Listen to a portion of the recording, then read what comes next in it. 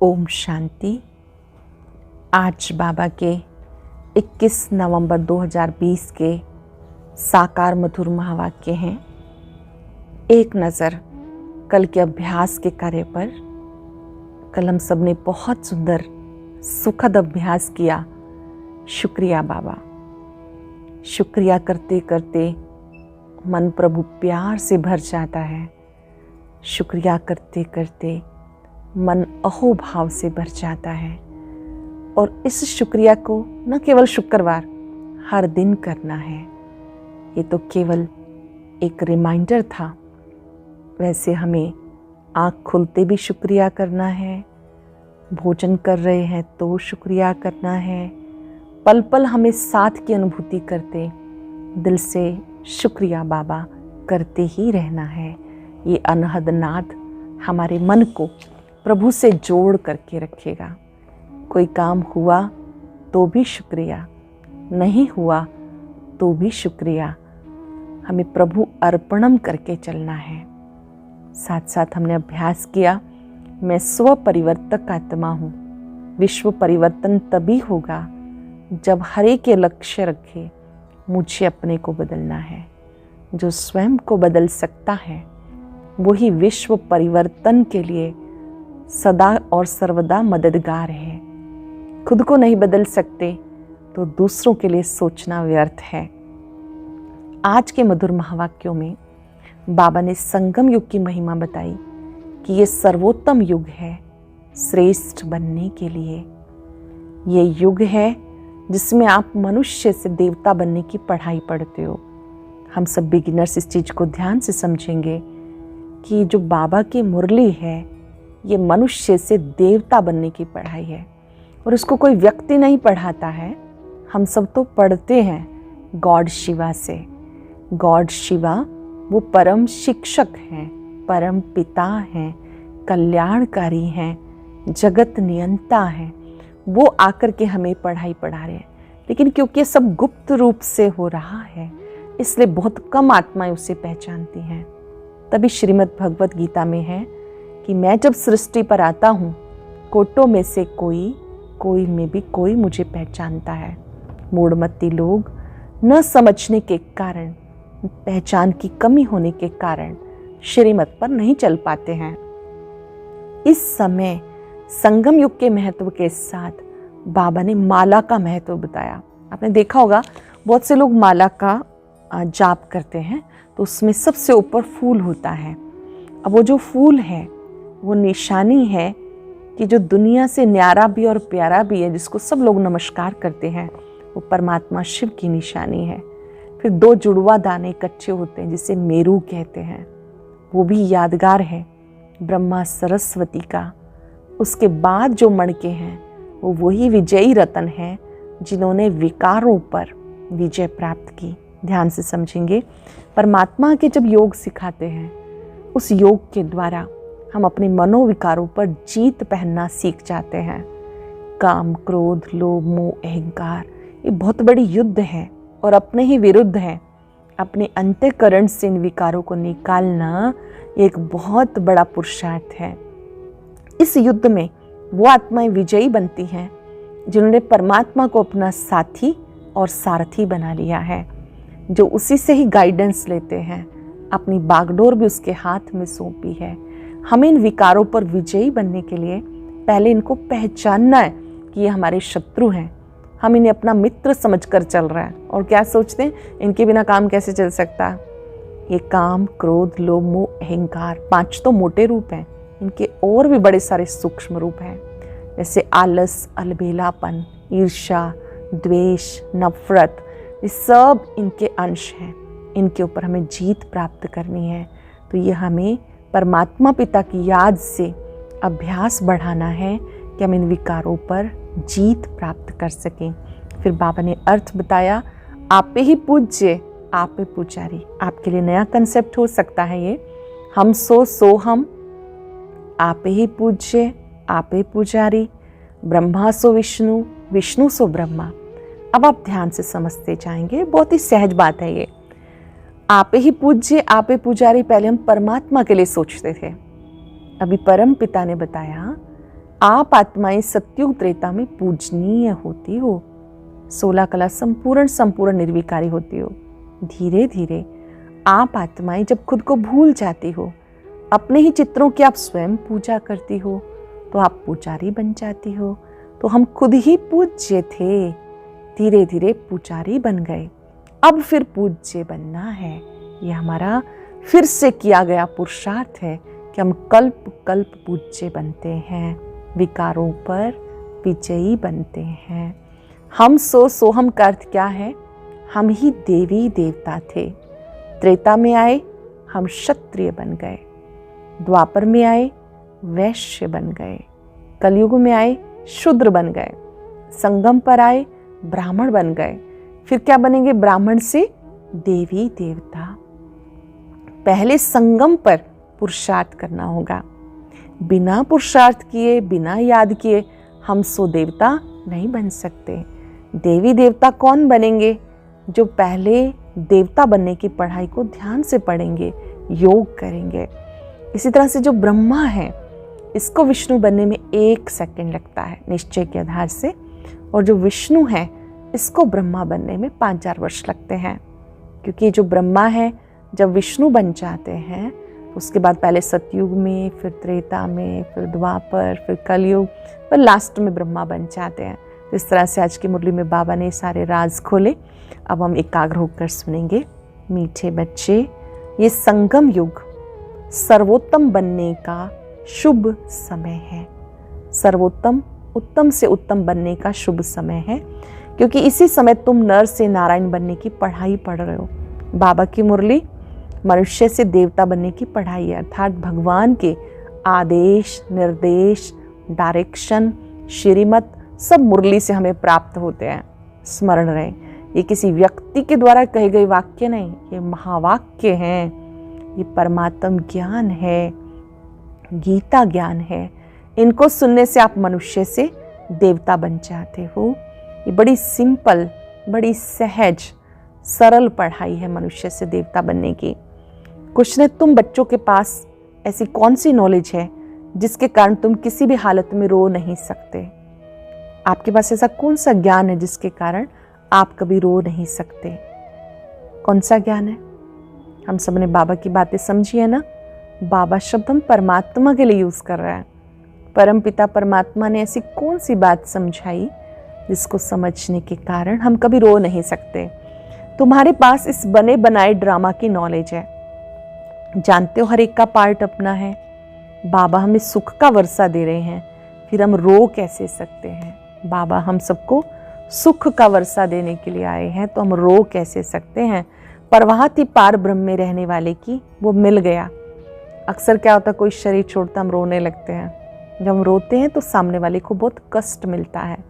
हमें किसी को भी दुख नहीं देना है, बल्कि जब कोई आत्मा शरीर छोड़ के गई, अब उसकी नई जर्नी स्टार्ट हो गई।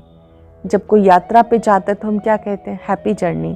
तो हमें रोना नहीं, और किसी को हम वापस भी तो नहीं ला सकते। जब हम किसी के लिए रोते हैं तो उस आत्मा को बहुत दुख पहुंचता है, क्योंकि वो आत्मा शरीर से चली गई। यहाँ पे तो सारा परिवार इकट्ठे है, जो आत्मा गई वो अकेली गई, तो हमें इसको कष्ट नहीं देना है। बाबा कहते हैं आपको रोना नहीं, आपको तो बाबा की याद में रहना है। बख्तावर बच्चे कभी रोते नहीं हैं, भाग्यवान बच्चे कभी भी रोते नहीं हैं। ओम शांति। रूहानी बाप रूहानी बच्चों को समझाते हैं। चित्रों में ऐसा लिखना है, त्रिमूर्ति शिव बाबा बच्चों को समझाते हैं। तुम भी किसी को समझाते हो तो तुम आत्मा कहेंगे शिव बाबा ऐसा कहते हैं। ये बाप भी कहेंगे बाबा तुमको समझाते हैं। यहाँ मनुष्य मनुष्य को नहीं समझाते, परमात्मा समझाते हैं। यहाँ कोई मनुष्य नहीं, परमात्मा स्वयं हमें समझाते हैं, आत्मा को समझाते हैं। ज्ञान सागर शिव बाबा है, वो रूहानी बाप है। रूहानी बाप रूहानी बच्चों को समझाते हैं। अब जब बच्चे औरों को संदेश देते हैं तो आत्माएं दूसरी आत्मा भाई को समझाते हैं। इस समय रूहानी बच्चों को रूहानी बाप से वर्षा मिलता है। इसमें अहंकार छोड़ना पड़ता है। बाबा का ज्ञान प्राप्त करते करते एक चीज़ जो विशेष त्याग करनी है वो है अहंकार। ये वैसे भी त्याज्य वस्तु है। अहंकार में यथार्थ नजर नहीं आता, वास्तविकता का बोध नहीं होता। अहंकार शत्रु है। इस समय तुम्हें देही अभिमानी बन बाबा को याद करना है। कर्म भले करो, धंधादि भले करो, बाकी जो समय मिले बाप को याद करो। कर्म योगी है ना, हमने पक्का किया अपना स्वमान, मैं कर्म योगी हूँ। कर्म में बाबा को याद करना है। जितना समय मिले अपने को आत्मा समझ बाप को याद करो तो भी कर्म में नाश होंगे। जानते हो शिव बाबा इनमें आया हुआ है, वो सत्य है, चैतन्य है, आनंद सागर है। बाबा सत्य है, चैतन्य है, आनंद सागर है। उनकी महिमा ऊंचते एक ही है जिसकी महिमा है, वही सुप्रीम सोल है। ये ज्ञान तुम्हें इस समय मिलता है, फिर कभी मिलना नहीं। 5 वर्ष के बाद बाबा आते हैं, आत्म अभिमानी बनाते हैं। बाबा को याद करते करते तुम सतो प्रधान बन जाएंगे। बाबा को याद करते हैं तो आत्मा शुद्ध बन जाती है। ये ऑस्पिशियस युग है, कल्याणकारी युग है, जब तुम नर से नारायण बनने की पढ़ाई पढ़ते हो। मनुष्य तो मनुष्य ही हैं, परंतु दैवी गुण वाले बन जाते हैं। वही मनुष्य जब दिव्य गुणों को धारण करते हैं तो देवता बन जाते हैं। आदि सनातन देवी देवता धर्म की फिर से स्थापना हो रही है। बाबा कहते उसके लिए तो पवित्र बनना होगा। पवित्र दुनिया में जाना है तो क्या करना होगा? मन वचन कर्म से पवित्र बनना होगा। इसलिए परमात्मा आदेश है, पवित्र बनो, योगी बनो। आप बन सकते हो। गाते आए आपे ही पूज्य, आपे पुजारी। अब तुम बच्चे इसका अर्थ जानते हो। हम सब ने समझा विस्तार पूर्वक। हम ही पूज्य थे, फिर हमें बनना है। तुम ही नर से नारायण, नारी से लक्ष्मी बनते हो। रुद्र माला का अर्थ भी तुमने समझा। माला सिमरते हैं, माला में ऊपर फूल होता है, वो शिव बाबा की निशानी है। और जुड़वा जो दाना है वो ब्रह्मा सरस्वती की निशानी है। अब तक तो बाबा कहते आप सिमरण करते आए, अब आपको इसका मणका बनना है। माला का दाना वही बनेंगे जो विष्णुपुरी की राजधानी में नंबरवार आएंगे। माला में सबसे ऊपर फूल होता है। फूल फिर है युगल दाना, प्रवृत्ति मार्ग है ना। प्रवृत्ति मार्ग शुरू होता है ब्रह्मा सरस्वती और बच्चों से, फिर वो देवता बनते हैं। बाबा कहते अब तुम्हें ईश्वरीय ज्ञान मिला, तुम्हें कोई बात की चिंता नहीं करनी। अम्मा मरे तो भी हलवा खाना, ये बाबा की बड़ी प्रसिद्ध एक समझानी है। जब जसोदा जी ने शरीर छोड़ा तो प्रजापिता ब्रह्मा बाबा, जिनका नाम पहले दादा लेखराज था, उन्होंने निर्मल शांता दादी जी को, जो उनकी पुत्री थी, उनको कहा कि बच्ची आपको रोना नहीं, अम्मा मरे तो भी हलवा खाना, बीबी मरे तो भी हलवा खाना। अर्थात आपकी स्थिति बहुत अच्छी होनी चाहिए। उनके निर्मल शांता दादी की वो मदर थी और दादा लेखराज की लौकिक में वो पत्नी थी। तो बाबा ने कहा आपको तो मनोस्थिति को अच्छा रखना है, श्रेष्ठ स्थिति का हलवा खाना है। सच में हलवा नहीं बनाना है, लेकिन आपकी स्थिति मजबूत होनी चाहिए। मालूम है आत्मा एक शरीर छोड़ दूसरे में चली जाती है तो आप रो नहीं सकते हो। उसने जाके दूसरा शरीर लिया, रोने से कोई लौट थोड़े ही आएंगे। बख्तावर बच्चे कभी रोते नहीं, तो वहाँ रोना बंद करके समझाने लगे। ऐसे बहुत बच्चियां समझाती हैं रोना बंद करो। झूठे ब्राह्मण भी नहीं खिलाओ। हम सच्चे ब्राह्मणों को ले आते हैं, फिर ज्ञान सुनने लग जाते, समझते हैं ये बात तो ठीक बोलते हैं। ज्ञान सुनते सुनते शांत हो जाते हैं। 7 दिन के लिए कोई भागवत रखते हैं तो मनुष्य के दुख दूर नहीं होते हैं, और ये बच्चियां दुख दूर कर देती हैं। जब किसी को ज्ञान की समझाने मिल जाती है तो दुख दूर हो जाते हैं। भक्ति में भी ऐसे बहुत सारे तरीके अपनाते हैं, लेकिन जब ईश्वरीय ज्ञान प्राप्त हो जाता है तो दुख दूर हो जाते हैं। बाबा कहते बना बनाया ड्रामा है, हर एक को अपना पार्ट बचाना है, कोई भी हालत में रोना नहीं चाहिए। बेहद का बाप टीचर गुरु मिला और क्या चाहिए। स्वयं परम पिता परमात्मा हम सबको मिले, ज्ञान दे रहे हैं, और क्या चाहिए।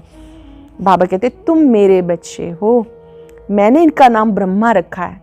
जो भी बच्चे बने सबके नाम बदली किए। तुम बच्चे माया पर जीत पाते हो, इसको कहते हैं हार और जीत का खेल। बाबा की याद से आप माया पर विजयी बनते हो, विकारों पर विजयी बनते हो। ये हार जीत का खेल है। बाबा कितना सस्ता सौदा कराते, फिर माया हरा देती, भाग जाते। 5 विकारों रूपी माया हराती है। जिनमें 5 विकार है उनको आसुरी संप्रदाय कहते हैं। देवियों के आगे महिमा गाते हैं। आप सर्वगुण संपन्न, संपूर्ण, निर्विकारी, देवियों को भी बाबा ने का अलंकार दे देते हैं, अस्त्र शस्त्र देते हैं। अब ये भी समझने की बात है कि आप शिव शक्तियाँ हो। जब आप शिव से योग लगाती हो तो आप माया पर विजयी बन जाते हो। ये ज्ञान तलवार है, ज्ञान खड्ग है और चक्र है, स्वदर्शन चक्र। तुम सुबह सुबह उठकर ज्ञान की बातों का सिमरण करो तो बहुत खुशी रहेगी। तुम सच्चा सच्चा गीता ज्ञान सुन रहे हो तो इसको धारण भी करना है। एक है गीता को मानना, एक है गीता की मानना। जो गीता में लिखा हुआ है उसको मानना। इस समय हमें गीता ज्ञानदाता जो कह रहा है उसको मानना है। अच्छा, मीठे मीठे सिक्के लदे बच्चों प्रति माता पिता बाप दादा का याद प्यार। Good morning. रूहानी बाप की रूहानी बच्चों को नमस्ते। रूहानी बच्चों की रूहानी बाप दादा को नमस्ते।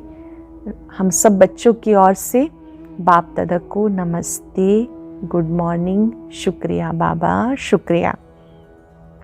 अब सार क्या है? आज बाबा ने बहुत सुंदर सुंदर राज खोले, माला का रहस्य समझाया। आप ही पूज्य, आप ही पूज्य, आप ही पुजारी, इसका अर्थ समझाया।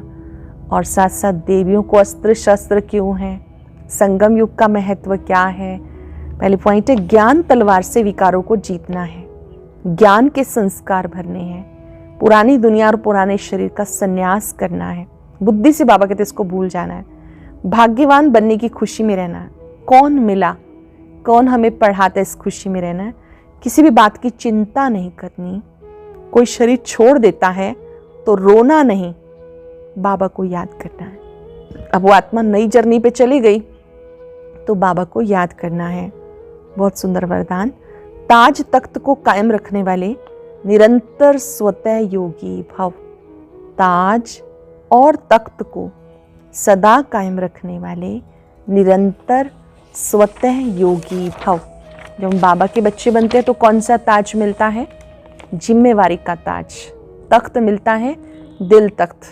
वर्तमान समय बाप द्वारा सब बच्चों को ताज तख्त मिलता है। अब ये ताज व तख्त अनेक जन्मों के लिए ताज तख्त प्राप्त कराता है। विश्व कल्याण की जिम्मेवारी का ताज। बाप दादा का दिल तख्त कायम रहे तो निरंतर योगी बन जाएंगे। जिम्मेवारी से कार्य करना, ये ताज पहन के रखना है। तख्त बाबा का दिल तख्त ये कायम रहे तो निरंतर योगी स्वतः योगी बन जाएंगे। उन्हें किसी भी प्रकार की मेहनत करने की बात नहीं। एक तो संबंध समीप का है और प्राप्तियां अखुट हैं।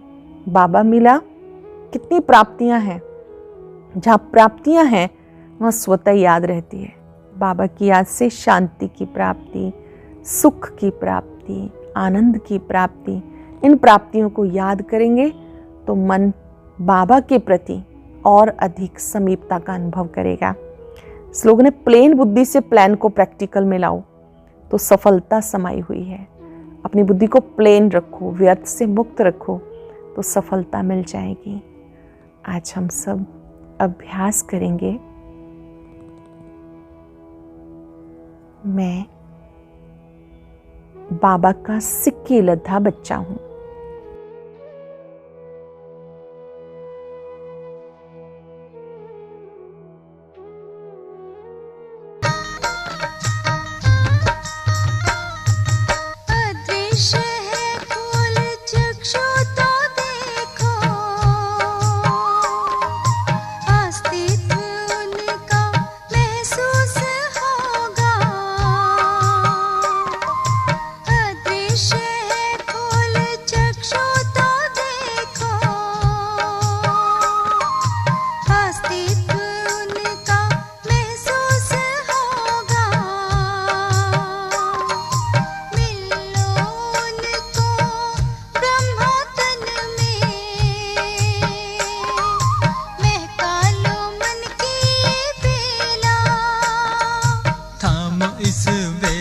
जगा लो विवेक, सारे जग का कर्णधार हो।